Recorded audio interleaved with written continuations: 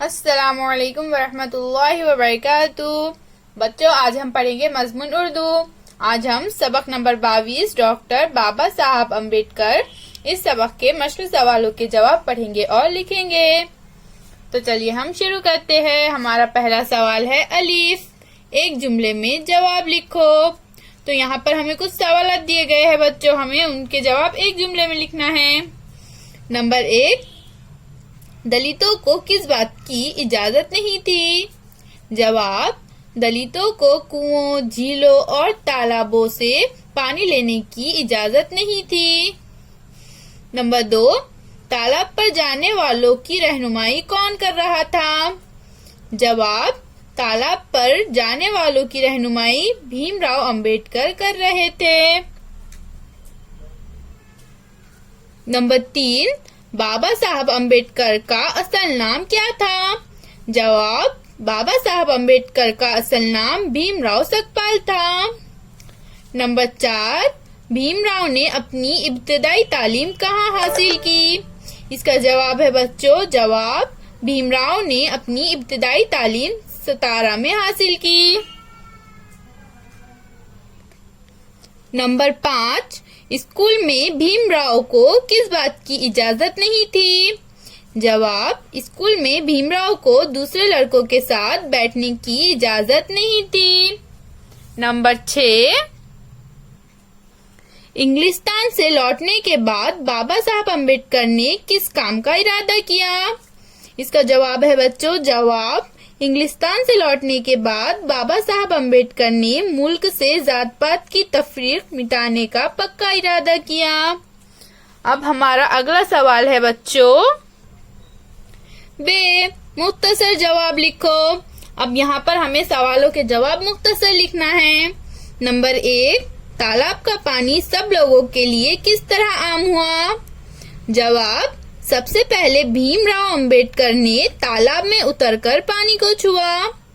दूसरे लोगों को भी हौसला मिला और इन्होंने भी ऐसा किया। इस तरह तालाब का पानी लोगों के लिए आम हो गया।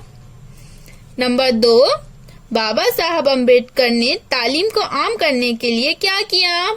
जवाब, बाबा साहब अम्बेडकर ने तालीम को आम करने के लिए बहुत से स्कूल और कॉलेज खोले और औरतों की तालीम पर भी तवज्जो दी। अब हमारा अगला सवाल है जीम, वजह बताओ। तो यहाँ पर हमें वजह बताना है। नंबर 1, तालीम हासिल करने में भीमराव को रुकावट का सामना करना पड़ा। वजह, पिछड़ी जात के होने की वजह से भीमराव को तालीम हासिल करने में रुकावटों का सामना करना पड़ा। नंबर 2, बाबा साहब अम्बेडकर को दस्तूर बनाने वाली कमेटी का सदर बनाया गया। वजह, बाबा साहब अम्बेडकर एक अच्छे कानूनदा थे, इसलिए उन्हें दस्तूर बनाने वाली कमेटी का सदर बनाया गया। अब हमारा अगला सवाल है बच्चों दाल, सबक पढ़कर खाली जगह में मुनासिब लफ्ज लिखो। तो यहाँ पर हमें सबक पढ़कर इन खाली जगहों में मुनासिब लफ्ज लिखना है।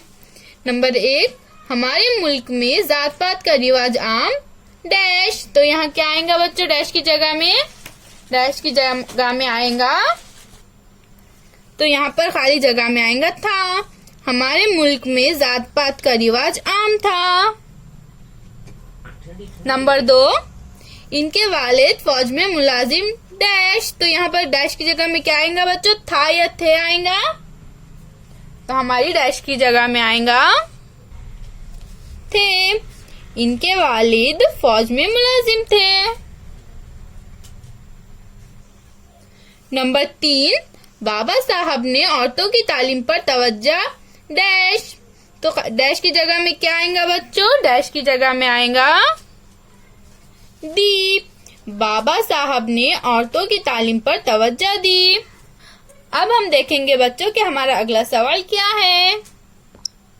हमारा अगला सवाल है वाओ, नीचे दिए हुए हर लफ्ज के सामने कोई दूसरा लफ्ज जोड़कर नया लफ्ज बनाओ। मिसाल, नन्हा जमा मुन्ना, यानी हमने नन्हा में ये दूसरा लफ्ज मुन्ना जमा किया, जुड़ाया उसमें, तो हमारे पास नया लफ्ज क्या बना? नन्ना मुन्ना। इसी तरह हमें साफ, भोली, खेती, चीखना, इन लफ्जों में दूसरा लफ्ज मिलाकर नया लफ्ज बनाना है। जैसे यहाँ पर साफ जमा सुथरा, यहाँ पर हमने साफ के साथ दूसरा लफ्ज सुथरा जोड़ा तो नया लफ्ज क्या बना? साफ सुथरा। इसी तरह भोली, भोली को हमने दूसरा नया लफ्ज भाली जोड़ा तो क्या बना बच्चों? नया लफ्ज भोली भाली। इसी तरह यहाँ पर खेती, खेती को हमने लफ्ज बाड़ी जोड़ा तो नया लफ्ज क्या बना? खेती बाड़ी। इसी तरह से चीखना, हमने इसको लफ्ज जोड़ा चिल्लाना तो हमारा नया लफ्ज बना चीखना चिल्लाना। अब हमारा अगला सवाल है सबक से तलाश करके नीचे दिए हुए लफ्जों की जिद लिखो। तो यहाँ पर हमें बच्चों ये कुछ लफ्ज दिए गए हैं, हमें सबक में से इनकी जिद ढूंढकर लिखना है। खास, आग, शागिर्द, नफरत, गुलाम, हमें इन लफ्जों की जिद सबक में से ढूंढकर लिखना है। क्या है बच्चों? खास, आग, शागिर्द, नफरत, गुलाम। तो खास की जिद क्या है? आम।